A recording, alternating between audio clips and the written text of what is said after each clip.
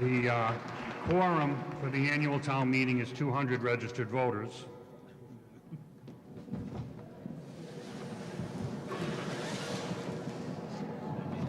Donnie? Donnie? Jim? Michael?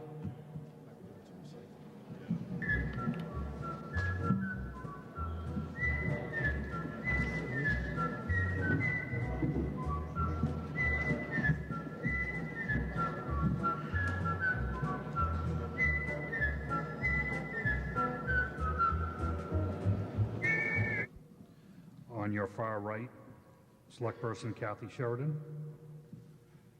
On your second right, Selectman Kevin Healy. Kevin Healy, as you probably know, has chosen not to seek re-election at the election next week. We want to thank him for his years of service and wish him well with whatever town and vision he sees himself in the future.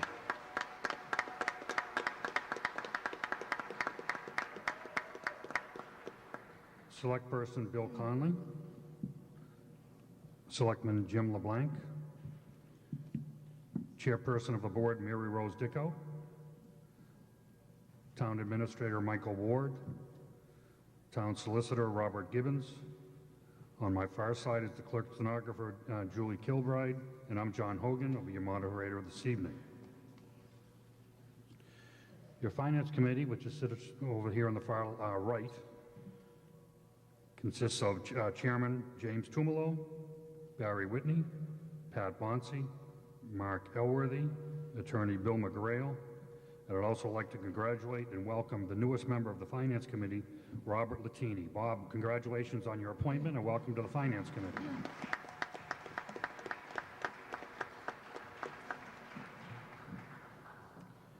If we could, I'd like to have a moment of silence for one individual who was no stranger to all of you, former School Department employee and Finance Committee member David Hazel, who has passed away. I wonder if we could have a moment for him at this time.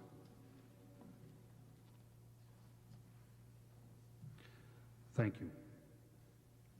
The only people in the hall right now are registered voters in the town of Clinton or people who have been given prior permission by myself to observe the proceedings from the visitor section up in the balcony. To speak tonight, please be recognized and go to one of the two microphones to speak. Please state your name and address before speaking. All questions, comments, or discussion should be directed to the moderator. I will redirect that to the appropriate person for a response. Please state your name and address before speaking, no personalities in your remarks, and try to keep your comments to the article under discussion. The only hands that will be counted during hand votes are from people who are seated in the hall. Standees will not be counted. Under new and improved for town meeting, at the recommendation of your town clerk, Phil Boyce, we have now put in a card system which you all received when you checked in. Do not lose that or hang on to it. When we call for hand vote, I don't care which hand you put up, but you got to have the card in your hand. That way we distinguish from people who are not checked in. And if we have ballot votes, which there are none scheduled at the moment, but if we do have ballot votes, you will need that. Also, it'll be a check-off thing, and you will need to punch-off thing, actually, and you will need that to vote on the ballot question.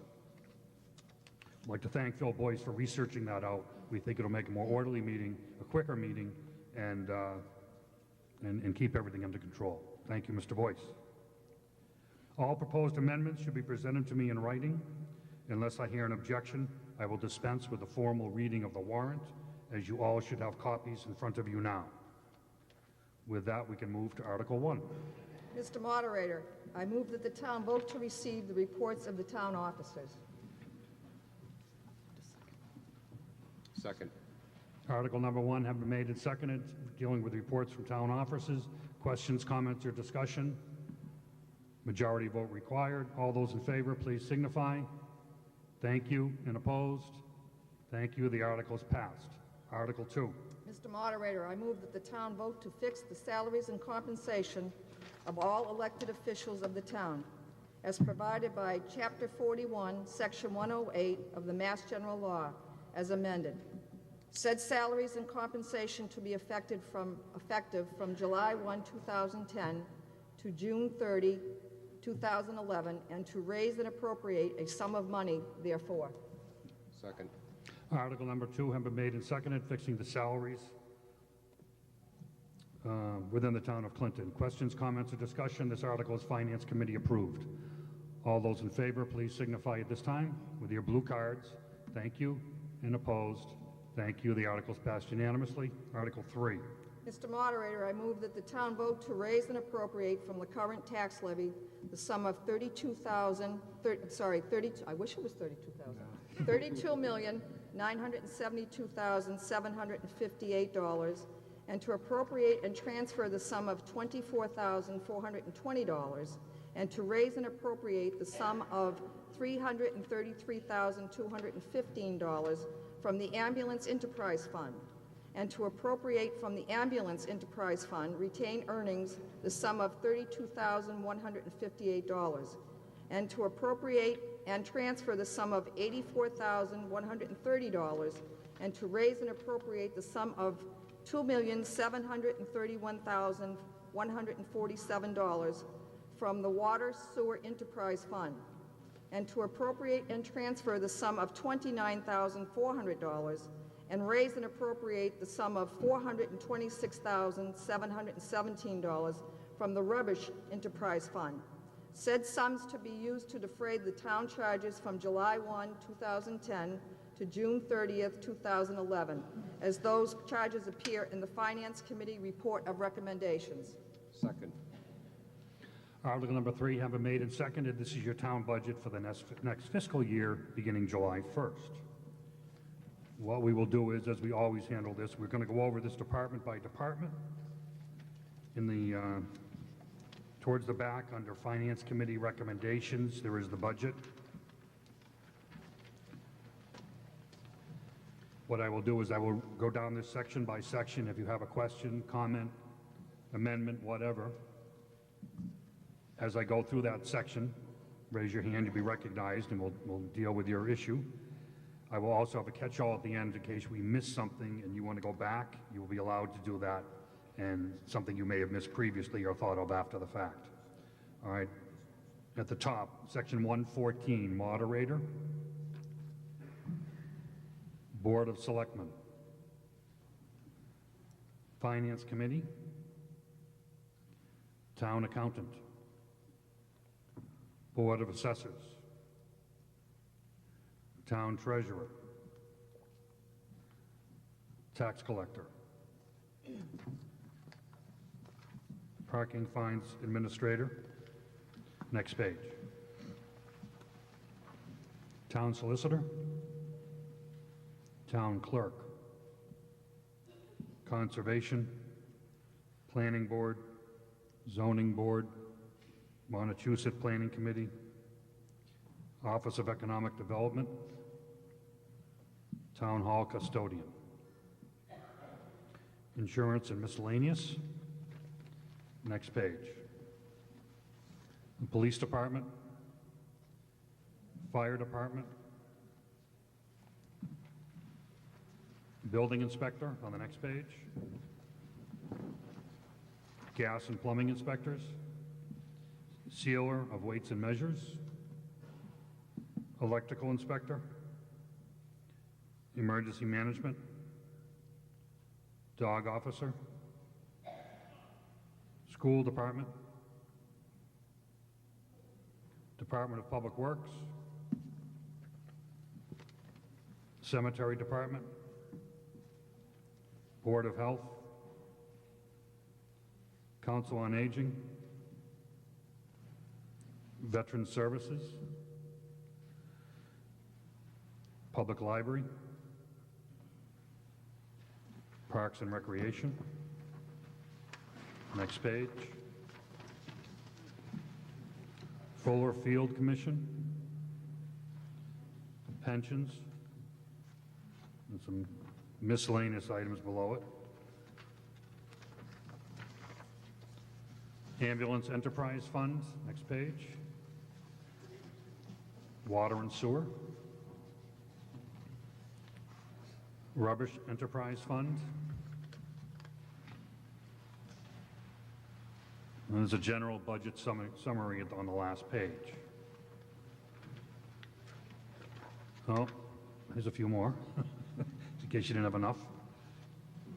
Uses and resources. And then it shows the sources of funding and miscellaneous totals. Sir. Just think the audience should know that the board has also approved this budget, Board of Selectmen. Yes, this is recommended by the Finance Committee and jointly with the Board of Selectmen. Are there any questions, comments, or discussion under Article 3? There being none, we'll take a vote at this time. All those in favor of Article 3 indicate by raising your blue card now, please. Thank you. And opposed? Thank you. The article is passed. Article 4. Mr. Moderator, I move that the town vote to authorize the town treasurer and town collector to enter into a compensating balance agreement for fiscal year 2011 pursuant to Chapter 44, Section 53F of the Mass General Law as amended. Second. Article number 4, having made and seconded, dealing with an annual article requiring the treasurer and the town collector to put all monies they collect in interest-bearing accounts. Questions, comments, or discussion under the article? There being none, all in favor, please signify by raising your blue card. Thank you. And opposed? Thank you. The article is passed unanimously. Article 5.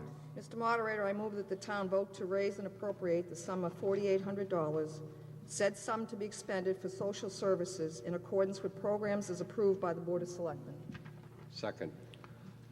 Article number 5, having made and seconded, dealing with a sum of $4,800 for social services as seen fit by the Board of Selectmen. Questions, comments, or discussion? There being none, all signify by raising your hand. Your blue card now, please. Thank you. And opposed? Thank you. The article is passed. Article number 6. Mr. Moderator, I move that the town vote to raise and appropriate the sum of $12,000, said sum to be expended as the Town of Clinton share to the Wachusett Health Education Action Team, which committee is a delegate agency of the Montechusett Opportunity Council, Inc. Second. Article number 6, having made and seconded, dealing $12,000 for what is known as wheat. Questions, comments, or discussion under the article? This article bears your Finance Committee approval. All those in favor, please signify by raising their blue card now. Thank you. And opposed? Thank you. The article is passed unanimously. Article 7. Mr. Moderator, I move that the town vote to raise and appropriate the sum of $173.71, said sum to be expended by the Board of Selectmen for the following unpaid bill: UMass Center for Health Care Financing, $173.71. Second.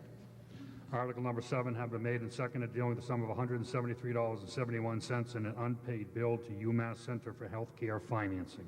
Questions, comments, or discussion? There being none, this article requires a 8/10 vote for passage, being an unpaid bill from a previous year. All those in favor, please indicate at this point. Thank you. And opposed? Thank you. The article is passed unanimously. Article 8. Mr. Moderator, I move that the town vote to raise and appropriate the sum of $1,500, said sum to be expended by the Board of Selectmen for the purchase and installation of an outside message board to house meeting posting notices. Second. Article number 8 have been made and seconded, dealing with the sum of $1,500 for a message board to be installed, an outdoor message board to post notices of meetings. Right now they're posted in the town clerk's office. This article is approved by your Finance Committee. Questions, comments, or discussion under the article? There being none, all in favor, please signify by raising their blue card now. Thank you. And opposed? Thank you. The article is passed.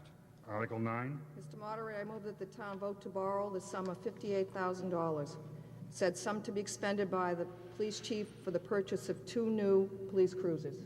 Second. Article number 9 have been made and seconded, dealing with sum of $58,000 for a borrowing article to purchase 2 new police cruisers. Finance Committee approved article. Questions, comments, or discussion under it? Ma'am.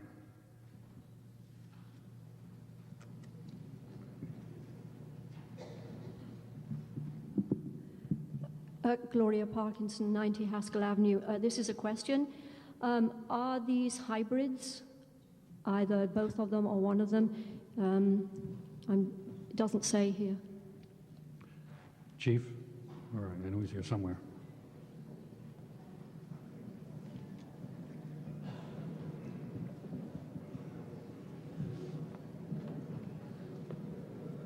Chief Lovinger, no, the cars are not hybrids. They'll be Ford Crown Victorias. We've switched over to Dodge 3-4 years ago, and they weren't very durable. And the Crown Victoria has been proven to be the most durable car out there. The least repairs, so we're going to stick with the Ford Crown Vic for now. Any further questions, comments, or discussion under the article? There being none, this article being a borrowing article requires a 2/3 vote for passage. Finance Committee approved. All in favor of the article indicate by raising your hand now, please. Your blue card, I should say. Thank you. And opposed? Thank you. The 2/3 is there. The article is passed. Article number 10. Mr. Moderator, I move that the town vote to authorize the Board of Selectmen to acquire by gift the property and buildings thereon located at 271 Church Street, Clinton, Assessor Map 71/3596, for a senior center, and authorize the Board of Selectmen to take all steps necessary, including executing the deed and other documents to accept such gift upon such terms and conditions as the Board of Selectmen deem to be in the best interest of the town, or act any other way thereon. Second.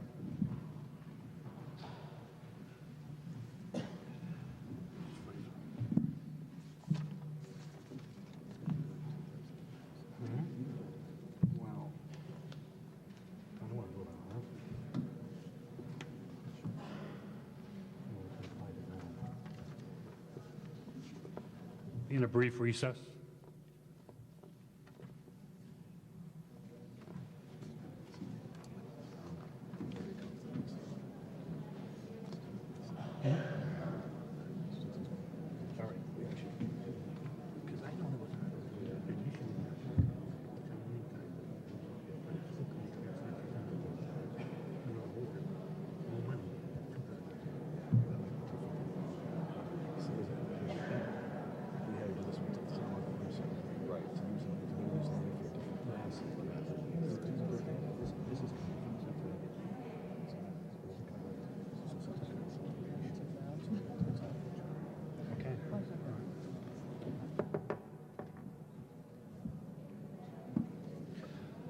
Article number 10 have been made and seconded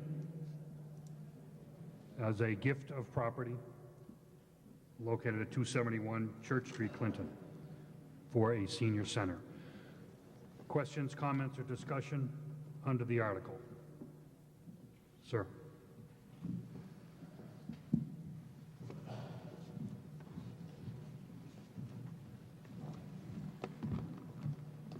Tony Fiorentino, 212 Grove Street. The question I have is not listed here is what's the yearly maintenance? I mean, I know it's a gift, but it might be a gift that takes, and I just want to know the costs of yearly maintenance. That number came to us in a package as an estimate, and I believe it was $80,000 to $82,000 as an estimate for the maintenance yearly of that facility. Okay. Any other questions, comments, or discussion under the article?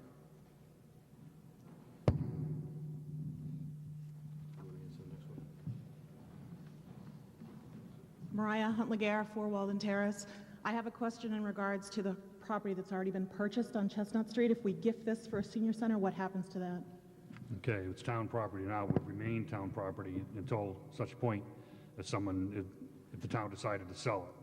I do know the seniors would like to have it sold, and they would like the money that they spent on it given back to them, but that's needs a town meeting vote. And it's not on the warrant for tonight. Sir.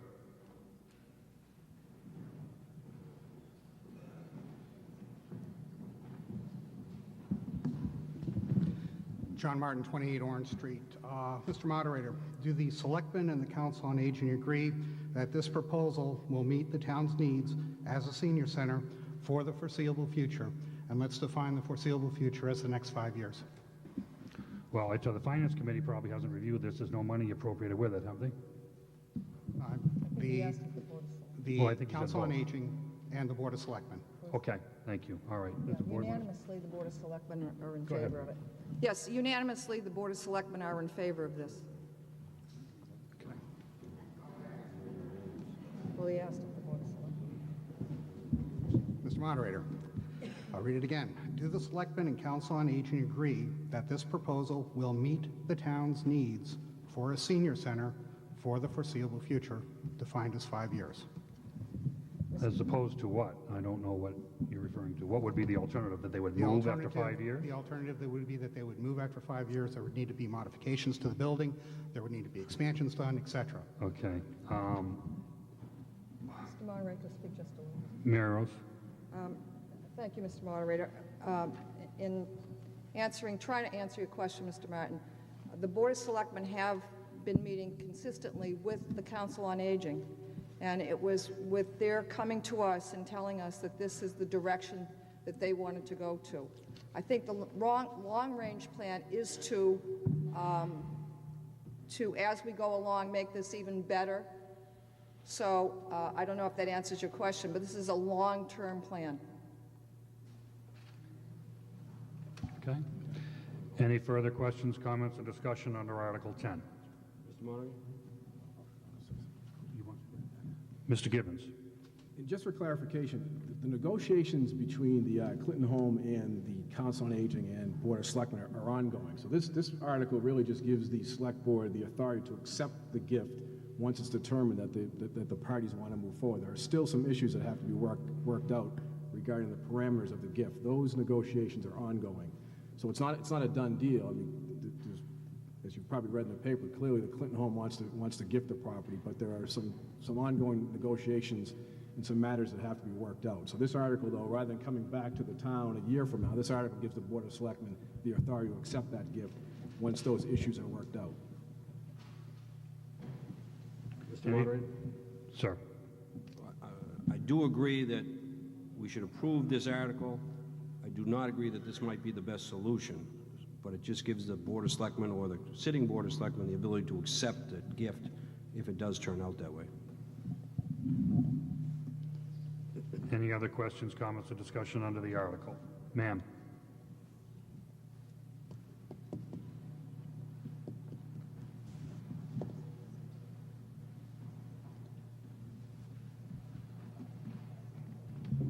Donna Jones, 202 East Street in Clinton, and I'm a member of the Senior Center, and I would like to know why more hasn't been said about a new senior center.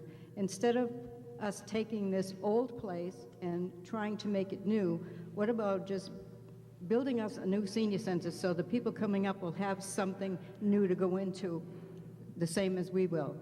I can't see buying, like they said, this is a gift. It's not just a gift. There's a lot of money involved in that, and buying it, refurbishing it, adding on to it, maintenance. Why can't that money be put into a new senior center for us so that we can have a place that we can really be proud of? Thank you. To answer your question as best I can, I believe the Council on Aging, after months of negotiation, ultimately decided to go with this route. And if anybody's from the council, if I'm incorrect on that, I'd love to have them come up and straighten it out. But I believe that's their feeling. I think their feeling was they would have preferred what you are recommending, ma'am. But I think finances and the recession that we're in are making them make decisions in the overall best interest they feel of the town and the seniors at the same time, given the whole picture. And if anybody from the council would like to get up, I'd be happy to let them. Okay, any further questions, comments, or discussion under Article? Here's Billy.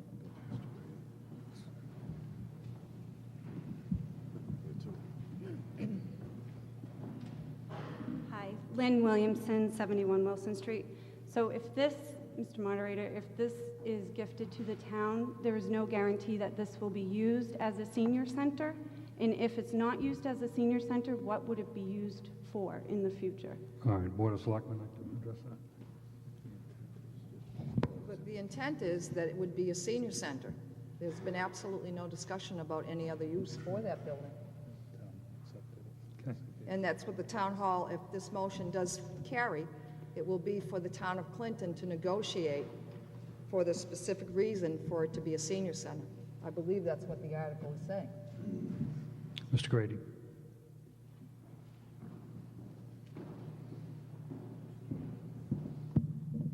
Bill Grady, 22 Skyline Drive.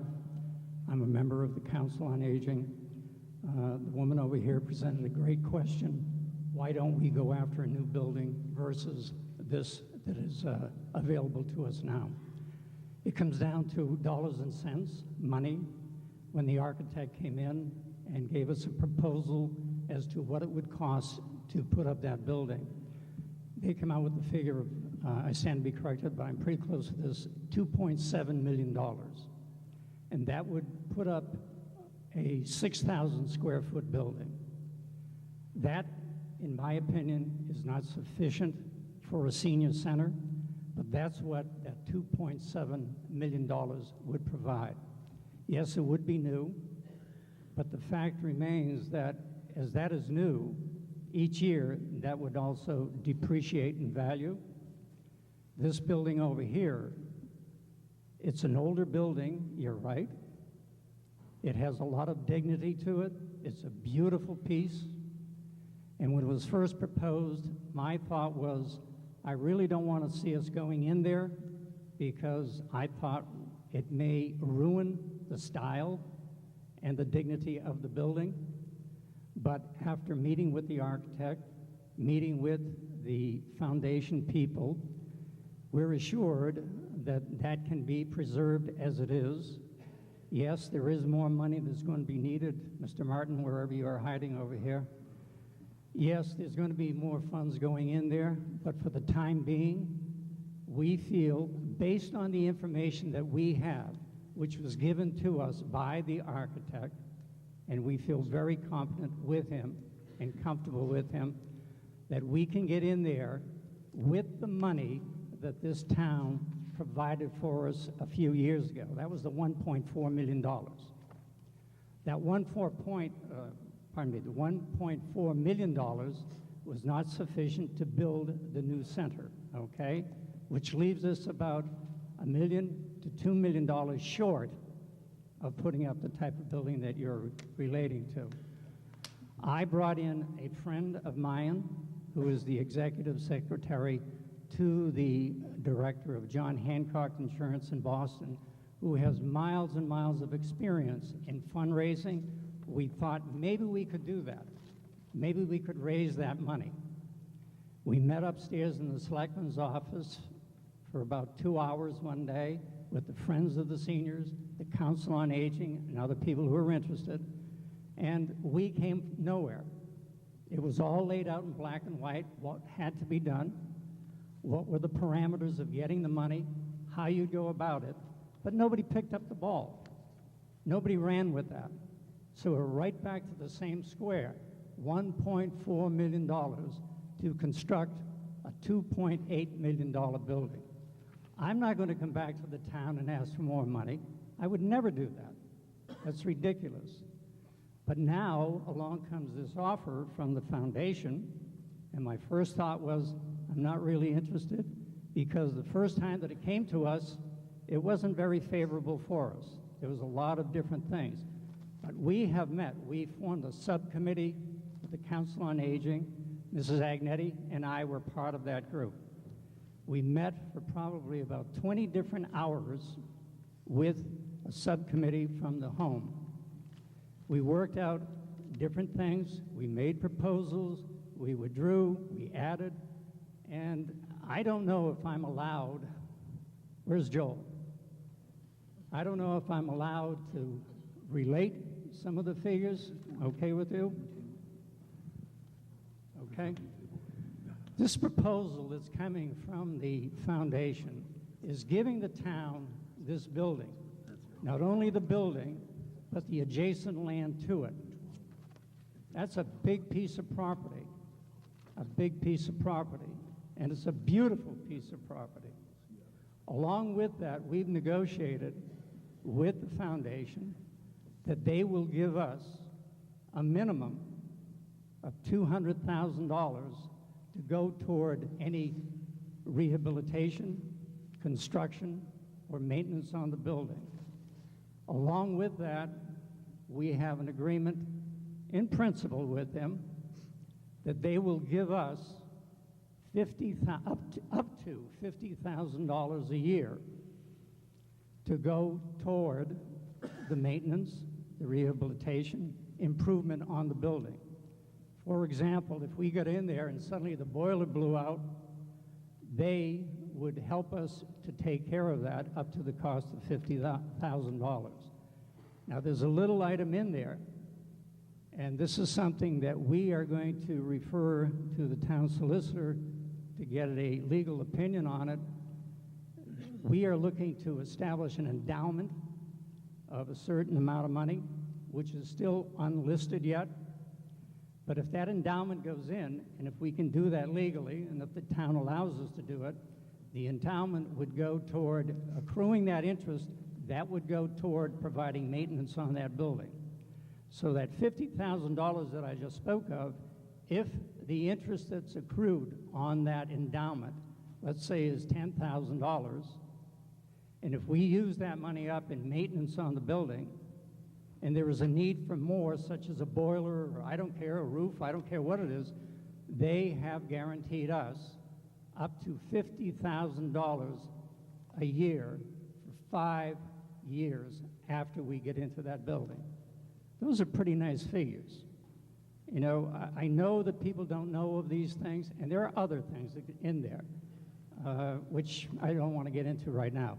But we feel, and the council took this vote, and a majority of our council members agreed that we want to pursue this offer from the foundation to see where it goes. And what you're doing tonight is just giving the authority to the members of the board up here that you've elected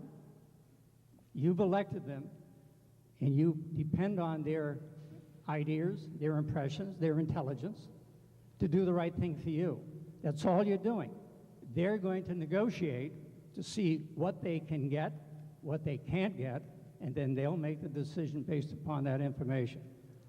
I personally think it's a good deal right now, but it needs to be looked into by these people. I'll try to answer any questions. Well, just make your statement, Bill, and then we'll go from there. I'm all done. Thank you.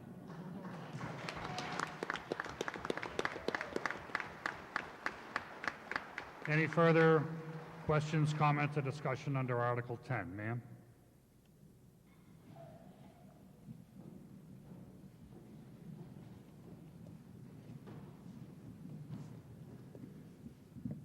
Franny Hodge, 16 Harbor Street. I just wanted to speak briefly in support of the article.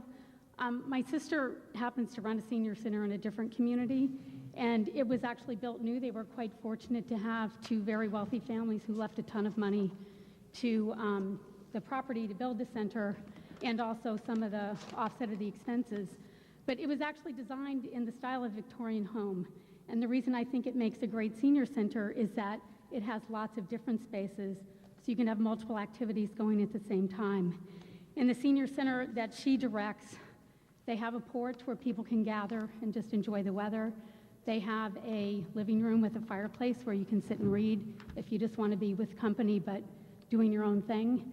They have a pool room, they have a card room, they have multiple art rooms, they have exercise rooms. And with a building such as this one with those many different rooms, I think it allows for many multiple activities at the same time. As somebody who's approaching her senior years, it's someplace that I can see myself going to, that I would want to participate there, that I would want to be there with my friends. The center that my sister runs happens to have over 80% participation rate of qualifying seniors. We're not anywhere near that with the senior center that we have in our community currently. And I think that if we have a really attractive place that will attract more people, and you can have a very broad curriculum that will attract people to the center. So I encourage people to vote for it. I think it's a wonderful gift, and I hope that it's something that the town accepts. As has been discussed, there is fund to do some adjustments to the building so that it can have a larger meeting area. So there's lots of possibilities, and I think you just need to have a vision for it. So I encourage you to vote for the article. Thank you. Any further questions, comments, or discussion under the article? Article 10. There being none, we'll take a vote at this time. All those in favor of Article 10, please raise your blue card now. Thank you. And opposed? Thank you. The article is passed. Article 11. Mr. Moderator, I move that the town vote to borrow the sum of $125,000. The said sum to be expended for the design of a comprehensive site assessment, alternatives, maintenance, and monitoring of the former town landfill off of South Meadow Road. Second. Article number 11 being made and seconded, the sum of $125,000 for design of a site assessment, alternatives, maintenance, and monitoring of a former town landfill off South Meadow Road. This article is a borrowing article requiring a 2/3 vote and is approved by your Finance Committee. Questions, comments, and discussion under Article 11?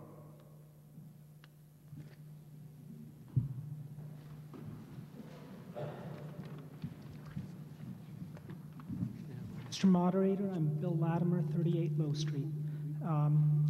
I'd like to know just a bit more what this is about, and also there was a study done a few years ago on possible leaching, I believe, of arsenic into the ponds in that area from, wondering if they were from the landfill. Wondering if this is addressing that, and if not, how we are addressing Okay. that. Thank you. Mr. Gibbons. Yes, this is part of the remedial activity in connection with the issue that you just brought up. There was a permit issued by the DEP January of last year, essentially mandating that the town of Clinton take certain remedial actions up there at the former landfill. And this money, this $125,000, needs to be appropriated to start those, to begin those studies.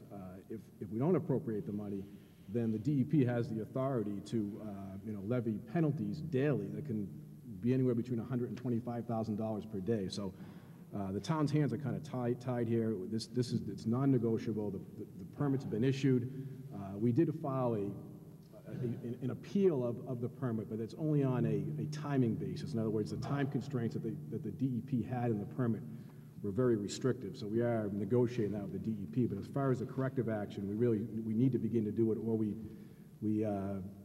could incur significant penalties. So I would encourage, the town to vote in favor of this article. Any further questions, comments, or discussion under Article 11? Again, requiring a 2/3 vote. Finance Committee approved. All in favor, please raise your blue card now. Thank you. And opposed? Thank you. The article is passed. Article 12.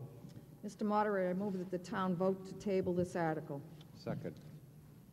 Motion has been made by the Selectmen to table Article 12, the reason being that these articles required hearings and they were not held before we can be voted on them at town meeting. So they're going to just table the article. All those in favor of tabling Article 12, please indicate now. Thank you. And opposed? The article is tabled. Article 13. Mr. Moderator, I move that the town vote to table this article. Second. Article 13, motion made and seconded to table for the same reasons. All those in favor of tabling Article 13, please raise your blue card. Thank you. And opposed? Thank you. The article is tabled. Moving on to Article 14. Mr. Moderator, I move that the town vote to adopt the provisions of Mass General Law, Chapter 41, Section 108P, as amended, that provides for additional compensation for a collector or a treasurer that has completed the necessary courses of study and training and has been awarded a certificate by the Massachusetts Collectors and Treasurers Association as a certified Massachusetts municipal collector or a certified Massachusetts municipal treasurer. Second. Article number 14 have been made and seconded, dealing with a raise for the collector and treasurer. My understanding is, because it doesn't say, is that this would effectively amount to $1,000 a year on top of their salaries. Finance Committee approved. Questions, comments, or discussion? There being none, all signify at this point by raising your blue card if you're in favor. Thank you. And opposed? Thank you. The article is passed.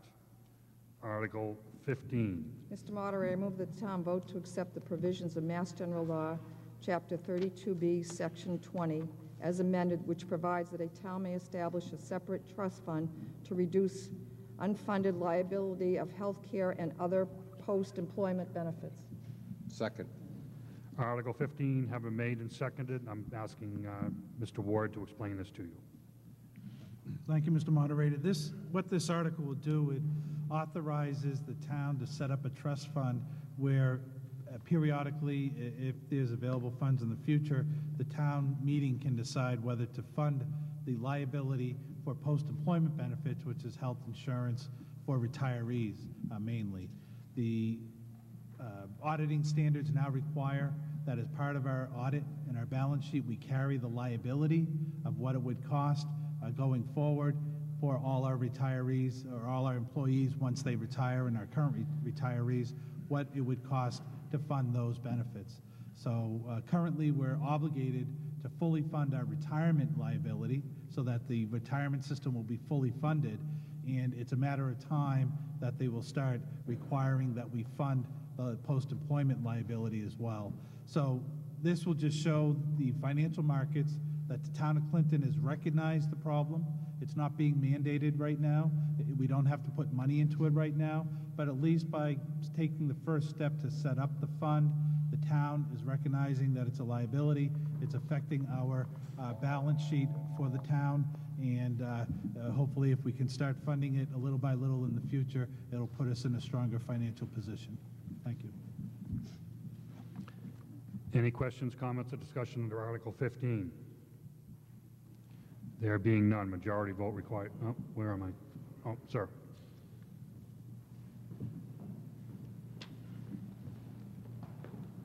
Sorry, Mr. Moderator, I was hiding out back. I see that. What is the current amount of the unfunded actuarial liability for healthcare and post-employment benefits? We don't currently have a number right now. We have a consultant that's working on a report, and we expect it to be fairly significant. Okay, Probably you'd in the mentioned that it millions was of on the balance sheet already, though. That would seem to indicate that we have a number? No, we have not developed the number, but when it does, it will be carried as a liability against our town books. Do you have a estimate? We don't have an estimate at this time, but we expect it'll be probably several $1 million. Thank you. Questions, comments, or discussion under the article? There being none. All those in favor, please raise your blue card now. Thank you. And opposed? Thank you. The article is passed. Article 16. Mr. Moderator, I move that the town vote to amend Article 18 of the administrative bylaws of the town of Clinton by adding the following new sections.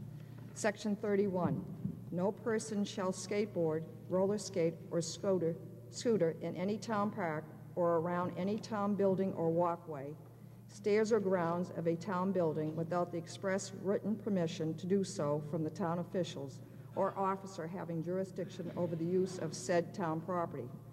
Section 32, whoever violates the provisions of this article shall be punishable by a fine of not more than $10 for the first offense, $15 for the second offense, and not more than $25 for the third and any subsequent offenses.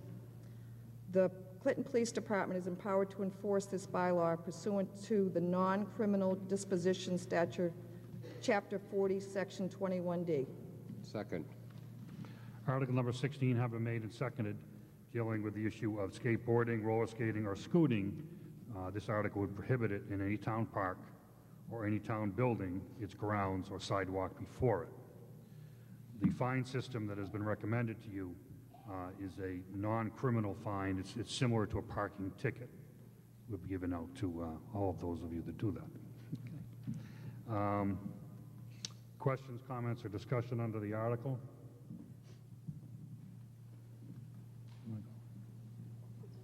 Okay. Sir.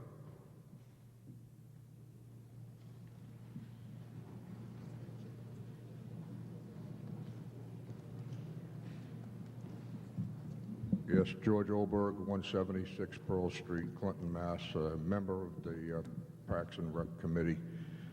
This article, as I've been reading it, it's kind of out of control.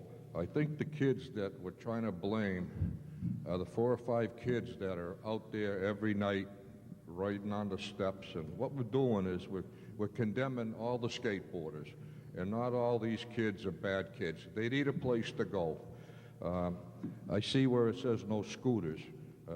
But also, it doesn't say anything about the bicycles in the park, where people will walk in the park and you get these kids coming through with, 5 or 6 bicycles at 20 miles an hour. I'd like to see this article tabled and get up for discussion at the next meeting, or have a discussion with the selectmen. In the meantime, put up some signs on the park and at the town hall, no rollerblading or whatever they're going to do. And maybe this will work rather than take a little more rights away from our citizens. Thank you.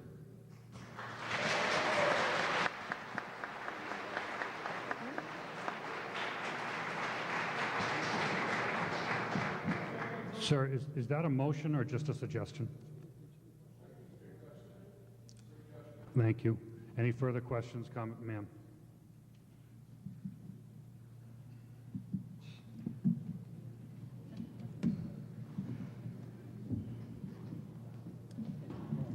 Donna Jones, 202 East Street in Clinton. On my way in, I stopped and spoke to 3 or 4 of the young kids that were outside that had a petition of their reasons why they should not be penalized for skateboarding or whatever, and that there are bad, apples in every group. Every group of kids is going to have 1, 2, or 3 that's going to make everybody look bad. Every kid should not be penalized for that. Skateboarding is a big thing. I have a grandson in California that has a big park. I understand we have a park, but it's unusable. Why don't we fix that park so the kids will have someplace to go, and then this won't be an issue?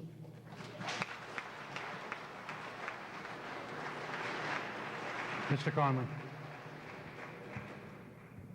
Bill Conley Jr., 46 Winthrop Street. There's a bunch of kids up there in the balcony that are very interested in this article, and they're here to watch democracy in action. They prepared a 15-page list of signatures, probably mostly young people. They made signs, they made T-shirts, and they're trying to participate in the process. So I'd like to applaud them for doing that.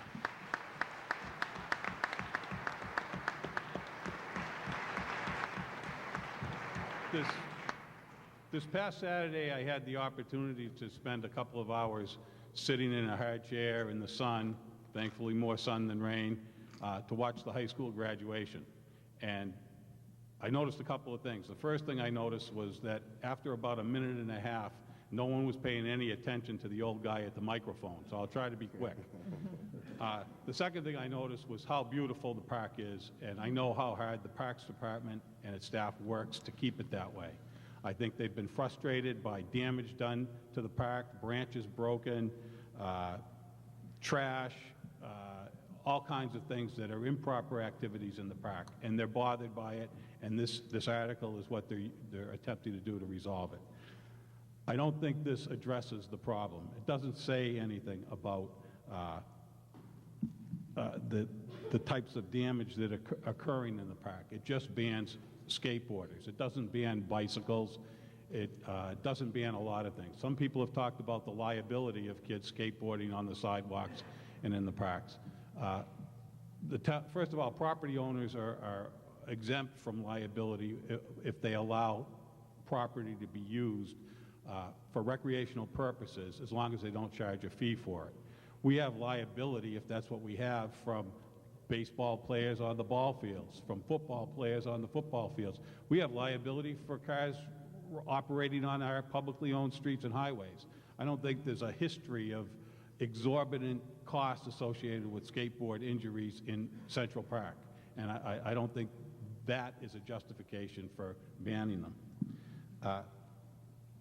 Vale Street's not a solution. You go down there and look at the skateboard park that we have for the kids, and it looks more like a prison yard where we send prisoners out to walk around than a park for kids.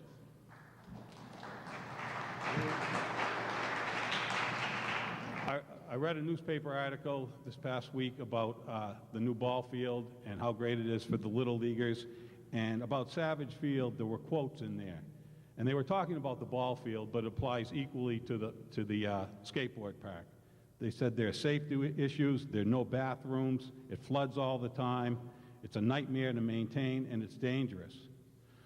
The Parks Department has said they don't have any money in the budget to properly maintain the field. Is this really where we should be sending our kids to play? I don't think so. I think there's a longer-term solution, a better solution than banning skateboarders. Short-term, we could ask the police department to increase foot patrols and go through the park on Friday nights or Saturday nights or whenever there's a time frame when there's problems. We should probably look at finding a formal place for our teens to socialize and congregate. This is an issue that's been going on since long before I was a teenager, and that was a long time ago. When I was a kid, 200 kids hung out on High Street on Friday nights and Saturday nights.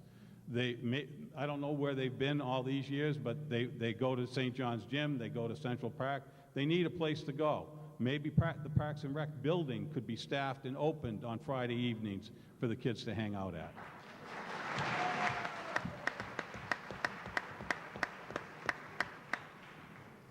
Please vote for a solution, not another problem. Please vote no on this article. Thank you.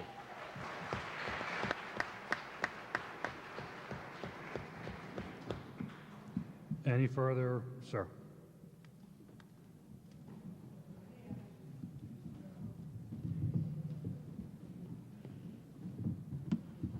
Matt Leonard, 12 Layton Avenue.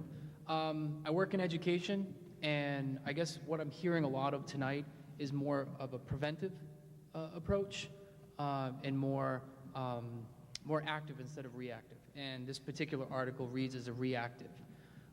If for some reason it does get passed, I would venture out there that if you're going to sit there and try to find these kids, then use that money to better the park or find a different place for them to go. But my first option would definitely be to vote this down. It doesn't make sense to me. So. Okay. Ma'am.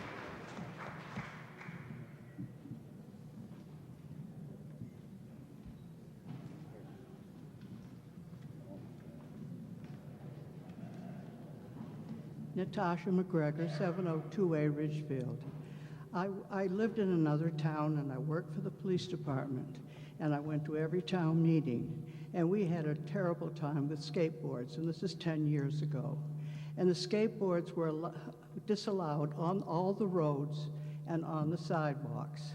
And then it came up at another town meeting, and some parents had got together and donated $5,000 to start it.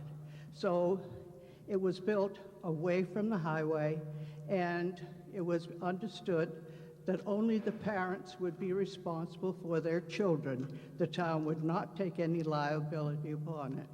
And the sad part is, one young man was killed skateboarding at night going home. Still under discussion under the article. Yeah.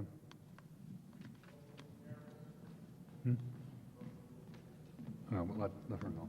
Angela LeBlanc, 24 Vineyard Avenue. I think the biggest problem is that everybody seems to know who the kids are that are causing the problems.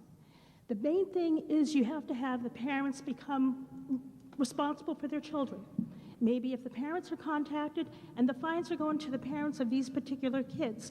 The thing is, you're punishing a bunch of kids for maybe 5 or 6 kids who are causing the problems, and parents are not taking the responsibility for their children. And that's the biggest problem. There's no respect, and they're not taking responsibility.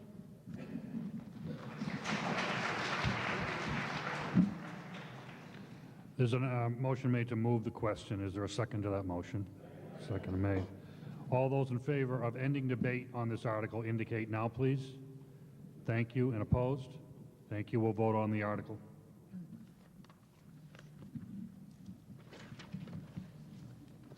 Article 16 would be, if you vote yes, it would be to create a bylaw prohibiting skateboarding in the areas we discussed earlier.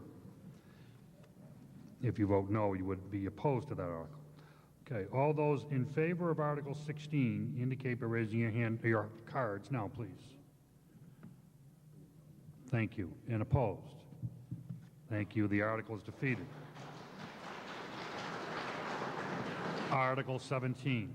Mr. Moderator, I move that the town vote to authorize the Board of Selectmen to file a petition for special legislation with the Massachusetts State Legislature, with legislation which legislation will authorize and empower the Board of Selectmen to delegate to the town administrator the powers and duties to hire, appoint, remove, subject to the provisions of the civil service law and any collective bargaining agreements. All department heads, officers, members of boards, committees, commissions, and employees or other individuals under the jurisdiction of the Board of Selectmen. Second. Article 17 have been made and seconded. Mr. Moderator. Mr. Conley. I move to make an amendment to Article 17. And the motion is to add the words, appointments of department heads made by the town administrator shall become effective on the 15th day following the day notice is filed with the Board of Selectmen, unless the Board of Selectmen, by a majority vote of the full board, vote to reject such appointment within that period. I will second that amendment. Okay, the amendment to Article 17 have been made and seconded. Let me just explain this out to you. Article 17, as it's worded in your warrant, would give the town administrator powers to hire, appoint, remove, and subject to the provisions of civil service law, all department heads, officers, members of boards, committees, commissions, employees, and other individuals under the jurisdiction of the Board of Selectmen. The Selectmen would designate that authority to the town administrator. The amendment, the proposed amendment, would effectively give the Selectmen veto power within 15 days of such appointment to cancel that appointment if they chose. So what you're going to vote on first is whether or not you want to give the Selectmen veto power within 15 days of an appointment being made or a decision being made, hiring, firing, whatnot, of the Board of Selectmen to be able to negate that decision. Not necessarily make a new one, just negate the decision that was made. Sir.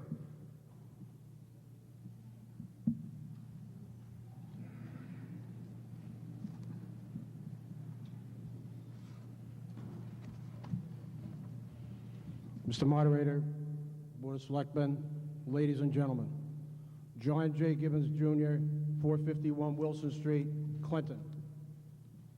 I'm a civics teacher also up at the Clinton Middle School besides being athletic director for the school system. And Mr. Conley, I'm glad you made that motion because as I read it, it's very important that we keep the system of checks and balances alive in the town of Clinton here. We, the legislative body of the town of Clinton, make the decisions tonight. And whatever we vote on are carried out by the Honorable Board of Selectmen. This article, as it was worded, and I got to ask a question through the moderator, was that majority vote of the Board of Selectmen for all of these positions that are listed in the article? Yes. Yes? Yes. Okay. It's very important at every level of our government, be it the president, the governor, or whoever, when they make very important nominations, there's a system of checks and balances where the president's appointments of federal judges are approved by the Supreme Court, the governor's appointments of judges are approved by the governor's council. In the town of Clinton, nothing against Michael Ward. Michael Ward does a great job for the town of Clinton, okay? Under the education reform law of Massachusetts, in the appointment of school department employees, the principal makes the appointment subject to the approval of the superintendent.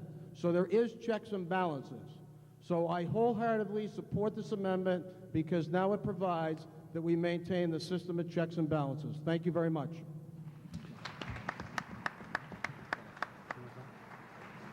Mr. Gibbons. I just want to clarify one thing that Mr. Gibbons brought up. I think he asked if the amendment as written, if it applied to all positions. The amendment as written only applies to the appointments of department heads. Just to clarify. That was a question you asked, right, John? Yeah, this would only pertain to department heads. Good point, Mr. Gibbons. Sir.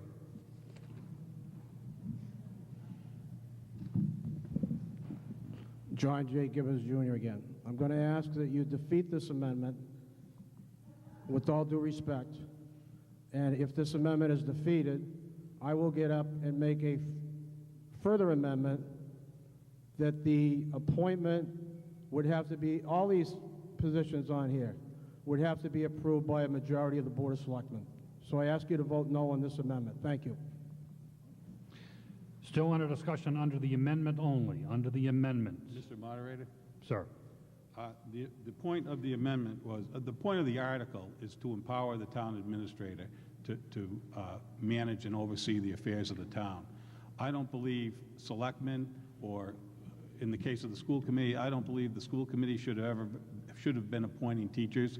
I think the department heads, the principals in those buildings appoint teachers. And in the case of the general government, I think the town department heads should have a say in who works in their departments, and the town administrators should be approving those appointments. I made the motion, and I made it intentionally just on department heads because those are very important and powerful positions in the community, and there should be a system of checks and balances, a system where you, the voters, have some input through your Board of Selectmen on who's going to be your fire chief and who's going to be your police chief. But I don't think any of us are qualified to be hiring firemen, policemen, and DPW workers. I think the hiring of those staff positions should be in the hands of professional administrators. And that's the point of the amendment, and I hope you approve it for the same reasons that Mr. Gibbons advocated in his first discussion, that it does establish an important check and balance on total authority by any one person in the community. Thank you. Is there any further questions, comments, or discussion on the amendment only, sir?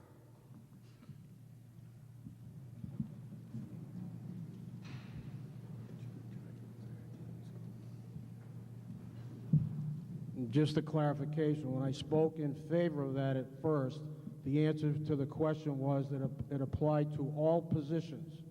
And then it was decided that it did not apply to all positions. This here, and again, you know, Michael Ward does a great job. We're thinking in the future here, okay? This has given a lot of power to a very important position in this community. There has to be some checks and balances. As I read this article, and I know I'm talking on the amendment, this doesn't empower department heads like the police chief, the fire chief, or the DPW chief to nominate people. It's entrusting all of the authority within one person, not only for the department heads, but for everything else. Again, I ask you to defeat this initial amendment, and if it's defeated, I will offer an amendment to cover all of the positions in the article. Thank you. Any further questions, comments, or discussion? Sir. On the amendment.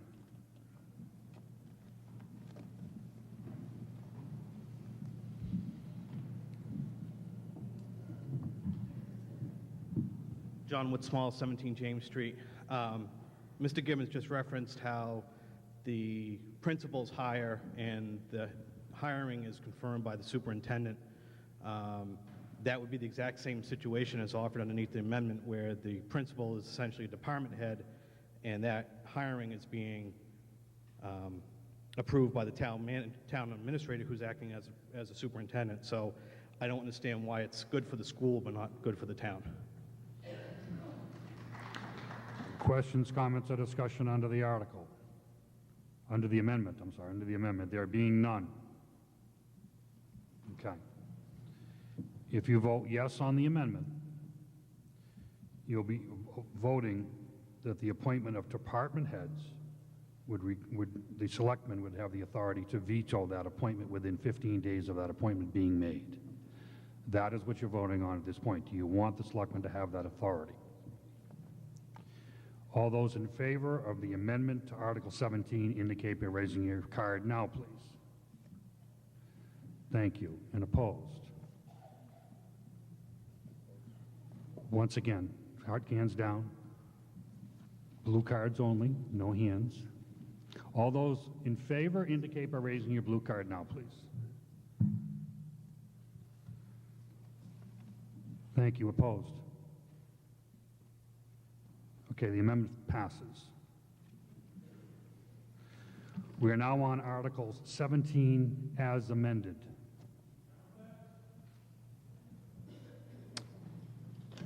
Excuse me? Mr. Hart.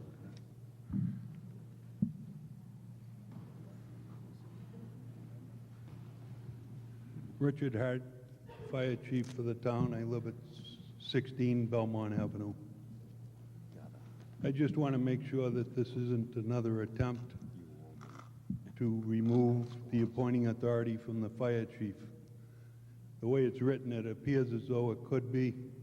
I believe the last time it was on an article, it wasn't a written opinion, but the town solicitor felt that it wouldn't affect it whatsoever, where it's a state law that empowers the fire chief to make the appointments within the department. If I could, through the moderator at this time, I'd like to ask once more whether it affects the authority of the strong fire chief. Mr. Gibbons. This wouldn't trump any existing authority that the fire chief may have or anyone else may have by statute. As this article is written, whatever powers the selectmen have currently by statute, the select board can choose to delegate those appointments to the town administrator. By voting on this article, the board of selectmen don't have to do that. In other words, if if Michael Ward was to go on to another position and we hired someone new, the board of selectmen may not want to have that new appointment or that new town administrator doing the appointments. They can take back that delegation. This just gives the selectmen the authority to delegate this authority to the town administrator. But it doesn't trump any existing powers that the police chief or the fire chief may have or any other department head. Okay, thank you. Still under discussion under Article 17 as amended. Sir.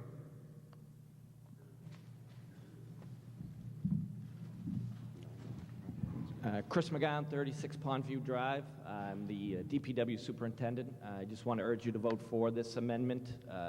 Last time I hired, it's probably 4 or 5 years ago, money was appropriated at the town meeting similar to this, and it took me till October to get employees.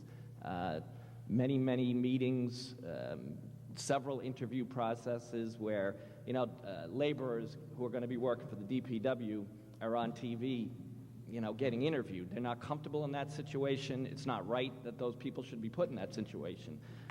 Me, that's what I signed up for. I'm supposed to go up and do that. But I don't believe that people starting the DPW should be in front of a TV camera getting interviewed.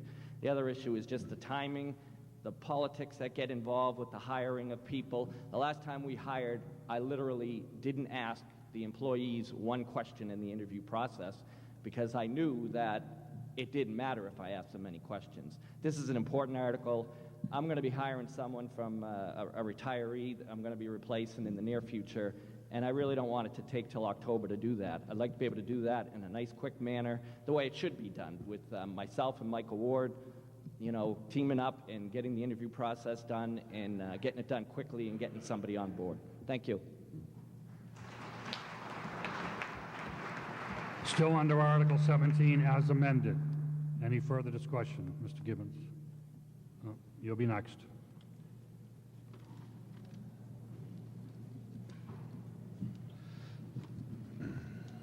John Gibbons. Now I'm hearing something which makes me feel better about the article, that Chris McGowan said that he will be involved in the hiring process. I assume that's going to apply to the police chief, the fire chief, and any other department heads. Right. My concern was it didn't specifically state in the article that they would also be involved in the hiring process. That was my concern, so now I'm comfortable with everything. Thank you, Chris.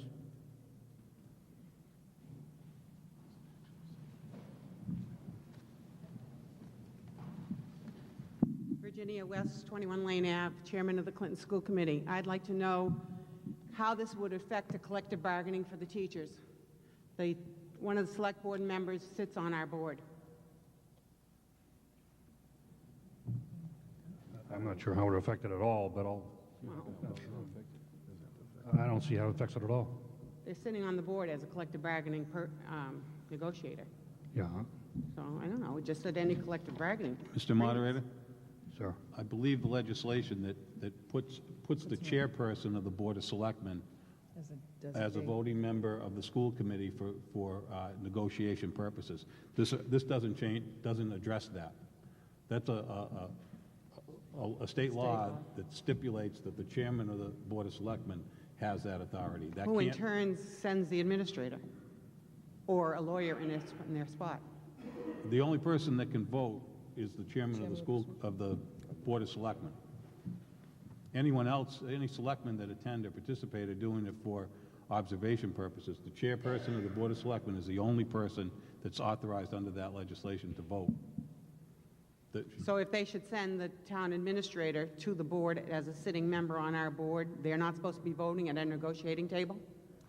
No. Good to know. Any further questions, comments, or discussion? Ma'am?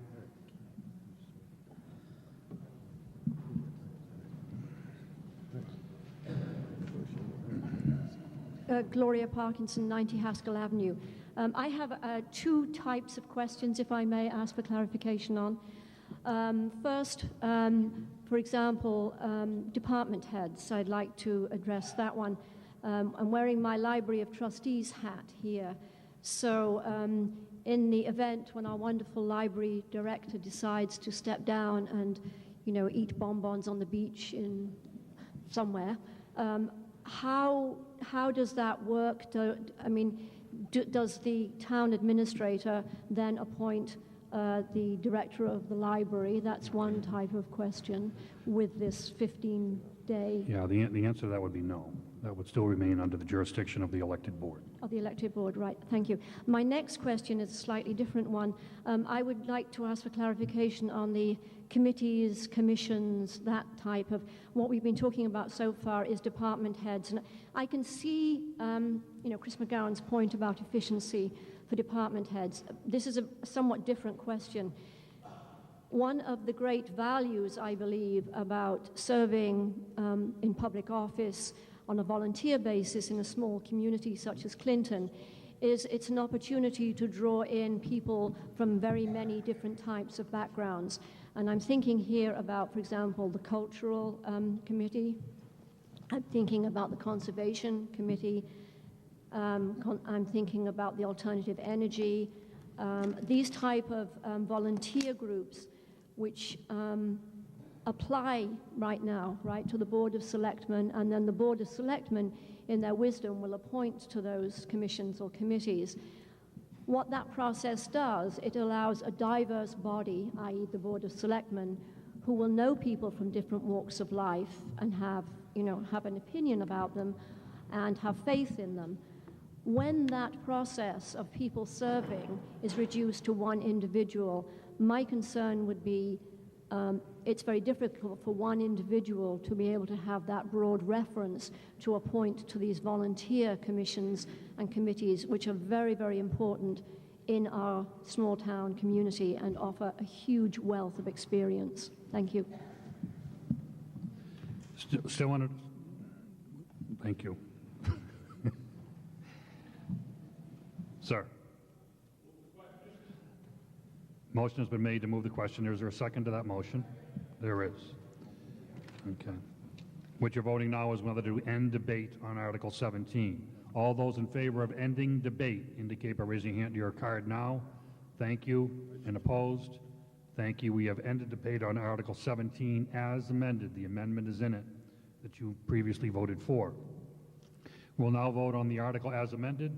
All those in favor of passing Article 17 as amended indicate by raising your blue card now. Thank you. And opposed? Thank you. The article is passed. Article 18.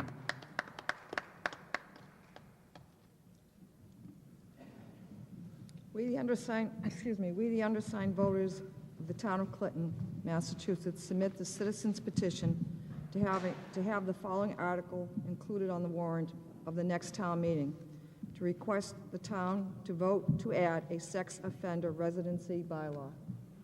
Second. Okay, ladies and gentlemen, Article 18 is presented by citizens' petition. It is a petition that is asking a request, and you would be voting to request, not require, the town to put together a sex offender residency bylaw for the town of Clinton to be presented at a future town meeting.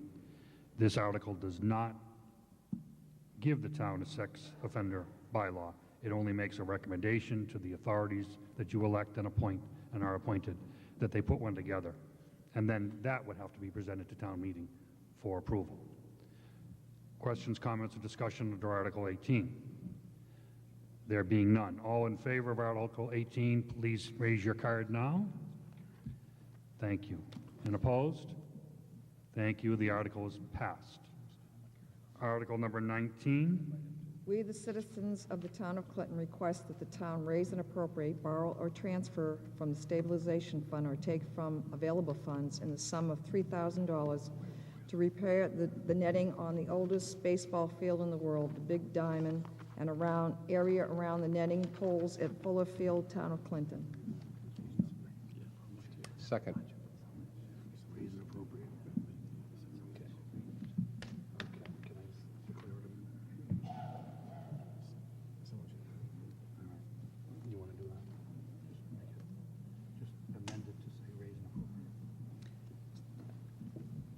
Mr. Moderator, I'd like to amend that to read to raise and appropriate. Second. Okay. Article number 19, there was an amendment on that in terms of funding source, and the selectmen are asking you to put it down as raise and appropriate. All those, we'll just vote on that now. All those in favor of making the article a raise and appropriate article, indicate by raising your hand, your card now, please. Thank you. And opposed? Thank you. Okay, it's so amended to be raise and appropriate. The sum of $3,000 to repair netting at the Fuller Field. This article was approved by your Finance Committee. Questions, comments, or discussion under the article? Sir.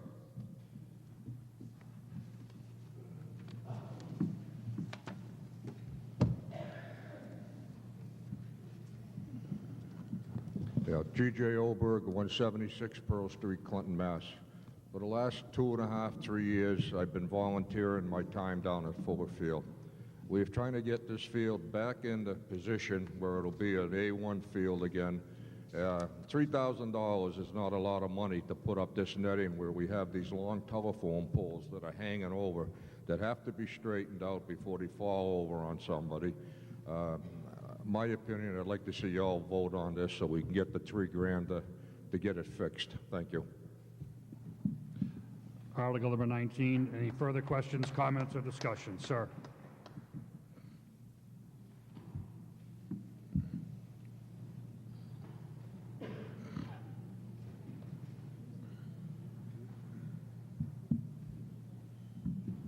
John Woodsmall, 17 James Street. I have a question first. What are the fees charged to use Fuller Field? Is there anyone here from the Fuller Field Commission, which isn't on the commission? Mr. Oberg. Question is there any fee schedule for the use of the field?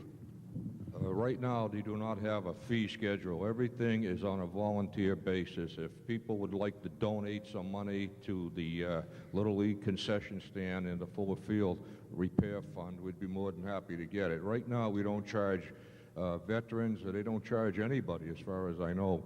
They ask for a donation to help with the field, to help get it back in order. The field has really been kept up the best we could, but the money is not available to do what we want to do down there, to make it a pride. We have, you know, the Wachusett Dam, we have Central Park, we have Fuller Field. It's the oldest baseball field in the world. And, you know, we can't let it go to hell, you know. I mean, we've got it for $3,000, it's worth the investment. Thank you. I guess my comment to that is that most towns I know of charge some sort of fees for their recreational fields, and the users should be bearing the cost of using the field. I love Fuller Field as much as the next person, but we just passed a budget that didn't really include any raises for teachers, and yet we're going to appropriate $3,000 for netting on a baseball field. To me, it just doesn't make a lot of sense. And I would think that if a fee schedule was put in place to properly manage the field, you wouldn't need to be coming back to take tax money to put up netting. Any further questions, comments, or discussion under Article 19? There being none, we'll take a vote at this time. Article is Finance Committee approved.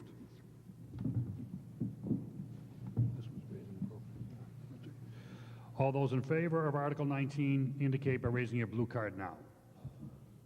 Thank you. And opposed? Thank you. The article is passed. Article 20. We, the undersigned citizens below, wish to place the following article on the annual town warrant for consideration. To see if the town of Clinton will vote to raise and appropriate, borrow, transfer from the stabilization fund, or take from available funds a sum of $1,000. Said sum to be expended by the Department of Public Works for the purpose of constructing a rifle range within the town of Clinton on the Branley parcel of land off South Meadow Road, which is owned by the town of Clinton. Said range is to be used for police firearm training and recreational shooting, or act in any manner relating thereto. Second. Mr. Moderator, move to table the article. I'll second that motion. Motion was made and seconded to table Article 20 by the Citizens Petition Group that put it on there in the first place. All those in favor of tabling Article 20 indicate by raising your hand, your card. Thank you. And opposed? Thank you. The article is tabled. Motion to adjourn. Mr. Moderator, move. Thank you, and good night.